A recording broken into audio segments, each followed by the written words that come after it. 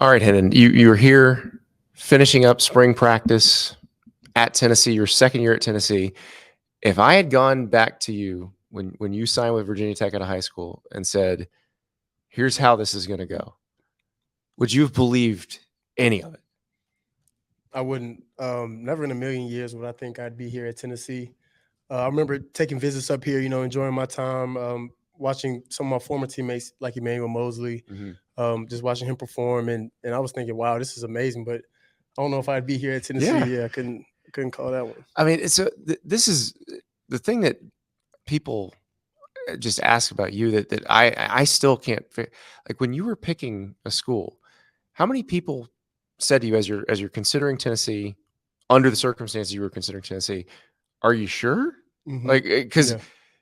there was stuff swirling around the coaching staff, didn't know what was going to happen. But what was it about coming here that made you so certain, even though you didn't know if the coaches who recruited you were going to be here? Yeah, just the opportunity to play at the highest level of collegiate sports. Here in the SEC, um, sports are at a high level Mm-hmm. as far as the talent and the people that are in the organization. So just coming to the SEC and networking and just kind of trying to get my name out there was the biggest thing. Well, and that's the thing. A lot of people say, "Oh, when you're transferring, because you're probably not going to start at a place the next Mm-hmm. year."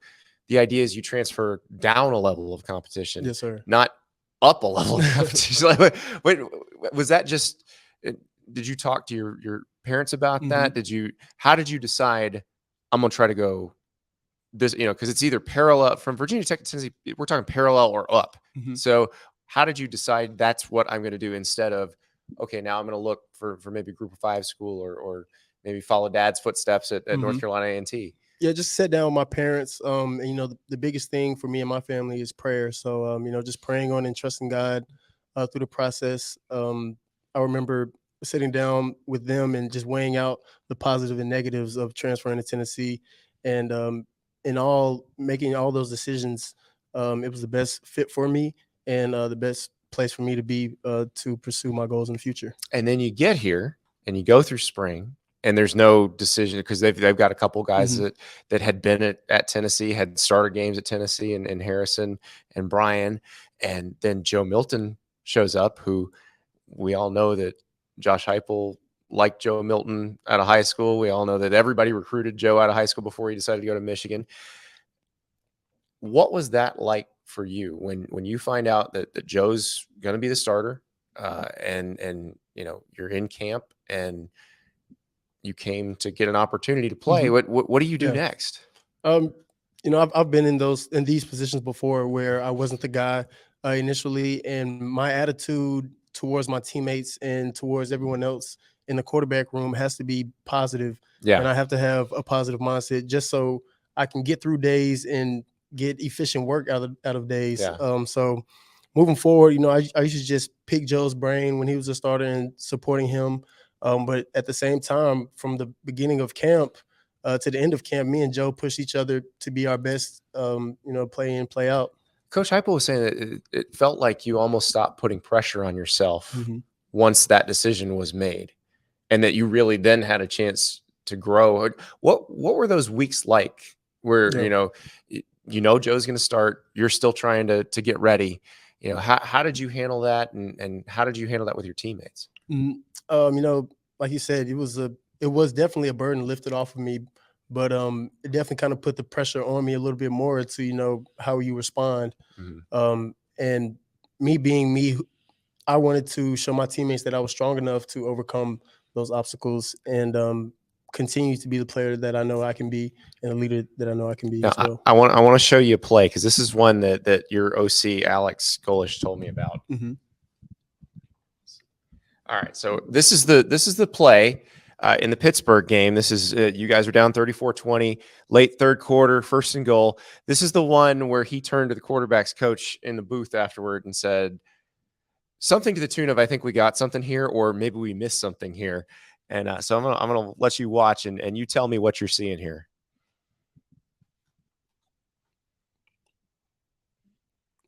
Looks like poise and just comfortability. I say. Then on the back end, scoring a touchdown, just celebrating with my teammates. Here's the end zone shot. This is the part that Alex pointed out, and it's you standing in. There's a D lineman that is getting pushed into you. He's got his hands up, kind of. It's almost like closing out on a 3-point shooter, basically. This is a throw that if you underthrow this is getting picked in the end zone, and everybody's going to be real mad. Yeah. What's going through your mind as you throw that ball? Are you thinking, all right, I have to stand in, can't worry about getting hit, or is it just I got to make sure I get it over the safety that's grabbing this tight end now? Initially, I wanted to have my eyes in the right spot so that when my receiver did pop open, I would be on time and have a window to throw the ball. So Jacob being 6'7", I can really put it anywhere in his vicinity, and he's going to go get it. So I'm thinking, okay, be calm, let it develop, give him a good ball, and give him an opportunity to go make a play. So the knock on you at Virginia Tech was great running around, great up close, doesn't throw it vertically as well. This is a vertical throw with you standing in the pocket with protection, not the best. It was okay. It was pretty good. How much did you work on that before you, or during the time since you got here? Yeah, since day one, I remember the first week I got here on that Sunday, I met with Jay Hyatt and Jalen Wright in the indoor, and we were going through the route tree and throwing. And I remember I was like, wow, I need to work on this, that, and when Coach Heupel and his staff got here, they saw that I wanted to come in and work and wanted to learn and get better.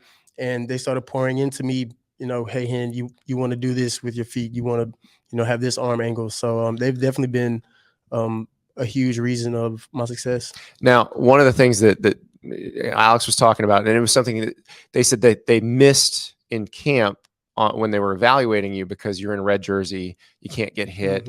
So they didn't understand how you would react to that or how much poise you would show when you're about to get hit. They said that is the thing that has impressed them most about you. And it seems like that's how you've earned the respect of your teammates is it doesn't seem to matter how much you get hit, you're getting back up. Do you have to tell yourself, like after some 300-pound dude just clobbers you, do you have to say in your head, get up, get up, get up? I do sometimes, but most of the time I really hear my mom in the back of my head, like, come on, Hendon. Like, that wasn't nothing. Like, get up, let's go. So, shout out to my mom. Well, let's talk about her because all right. So I heard in another interview you mentioned that when you were younger, if you got upset or were throwing a tantrum, they would show you your dad's highlights from North Carolina A&T. Yes, sir. And it would calm you down. What about that would calm you down?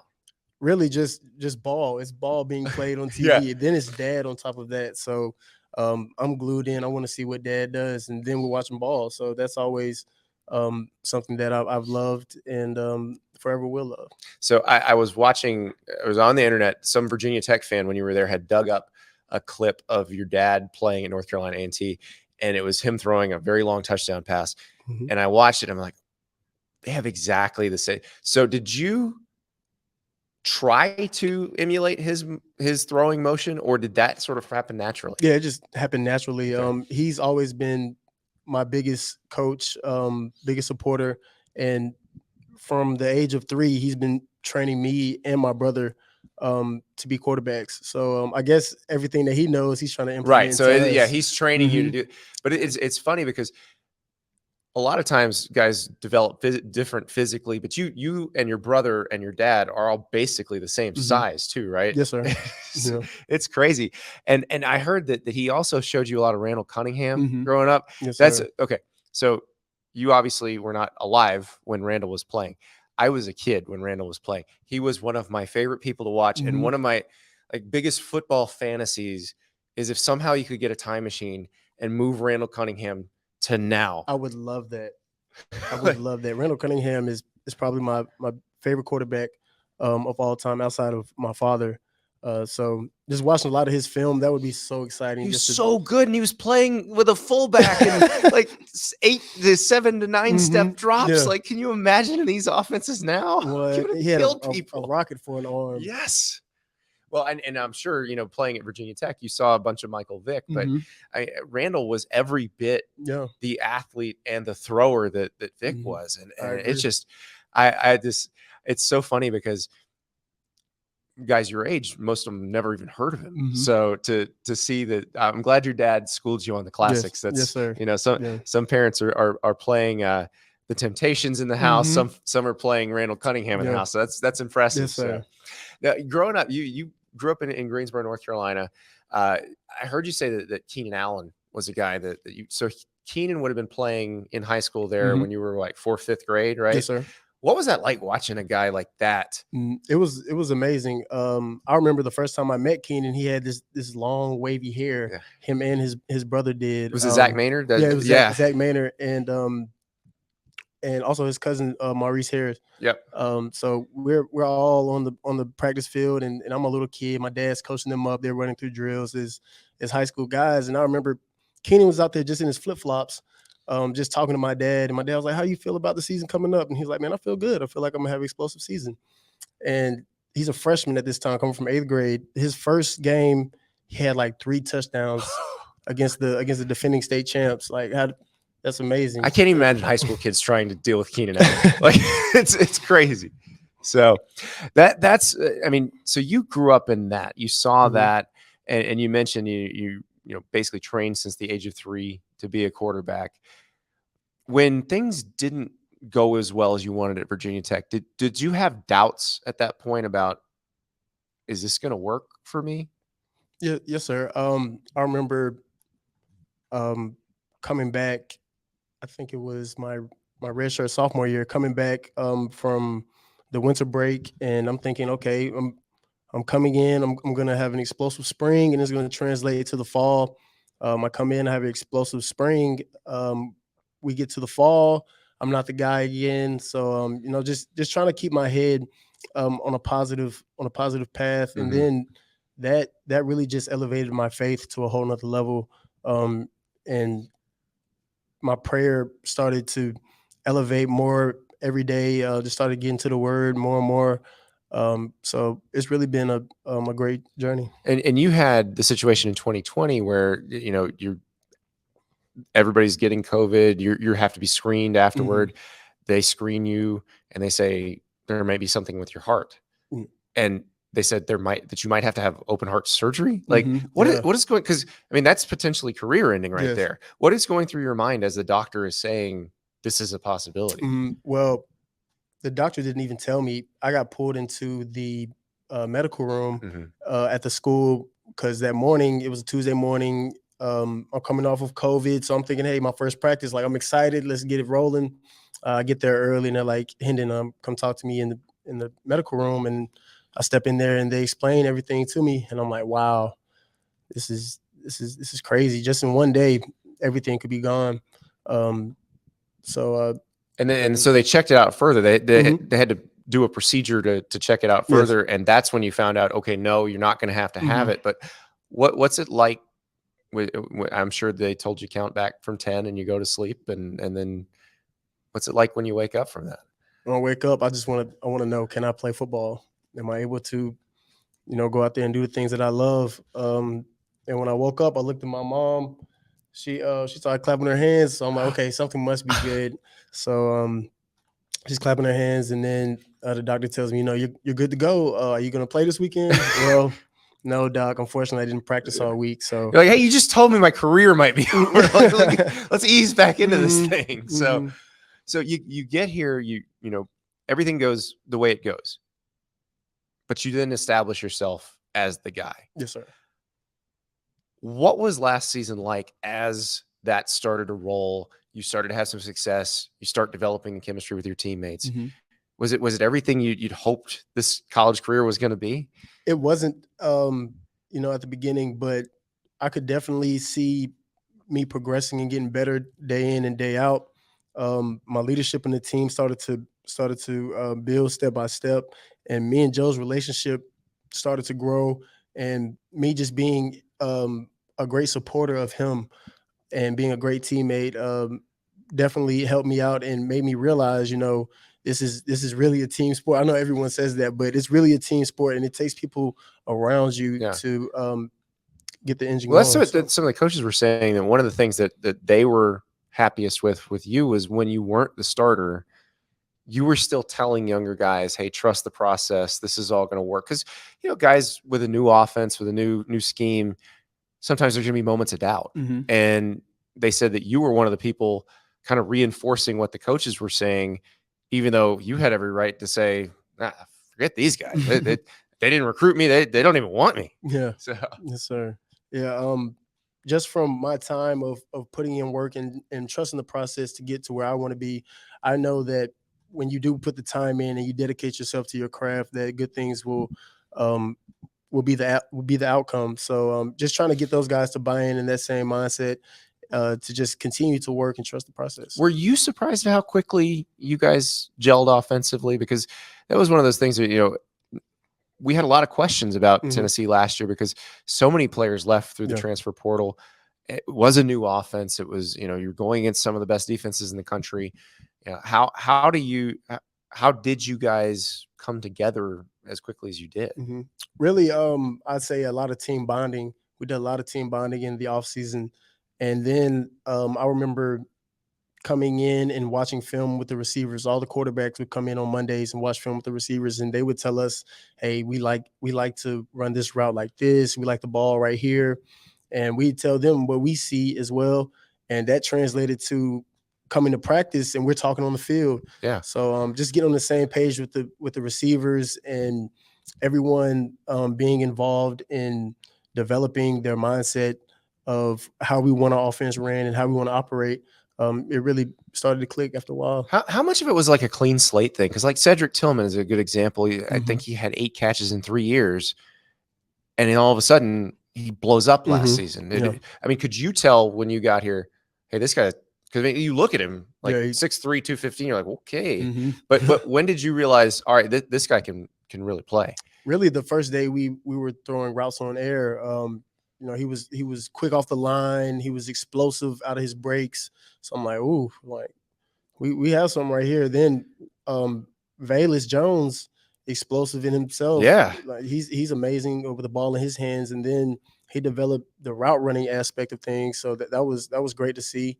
Then we had Javante Payton who came out and was very explosive. So it was really a blessing to have those 3 guys. Oh yeah, in my opinion, those are 3 of the top guys in the nation.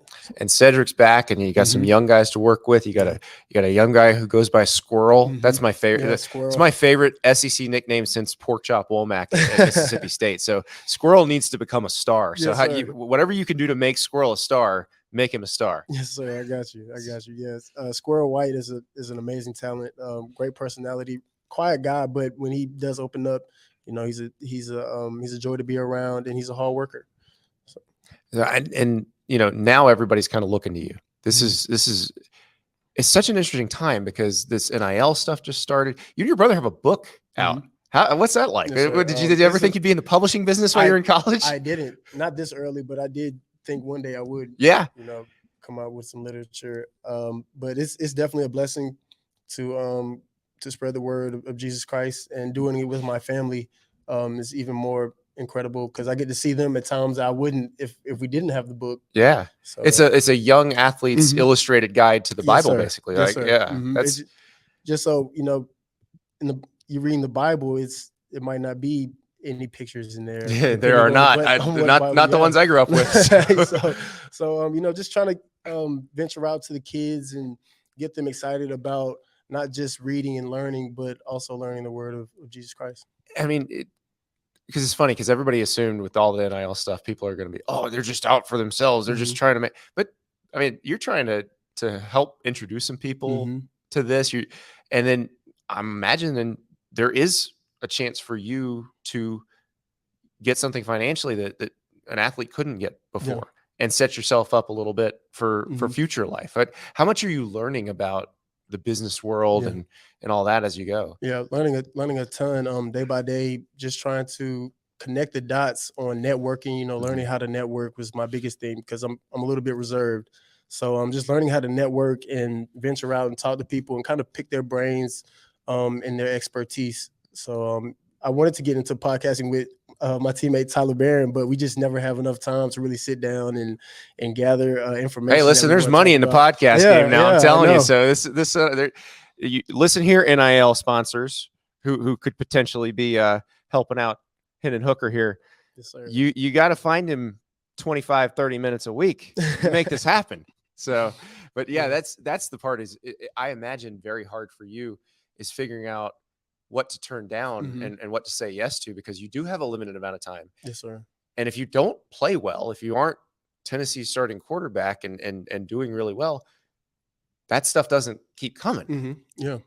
So just really time management has been the biggest thing for me. And then setting aside time to where I can actually relax and reflect on things that I've endured throughout the week, or things that I have coming up the next week. And that's pretty much the hardest part about and juggling.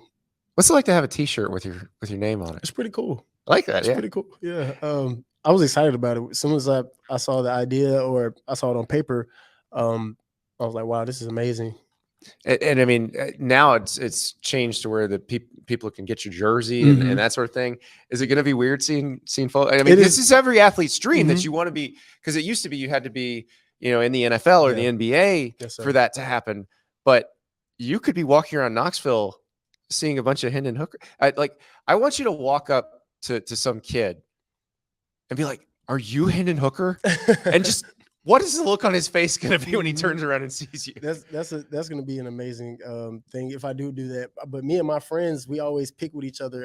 If we go to a athletic clothing brand store, we'll go to the cash register and be like, "Excuse me, sir, do you have any Joe Milton apparel?" And they'll be like, "Yeah, of course we do."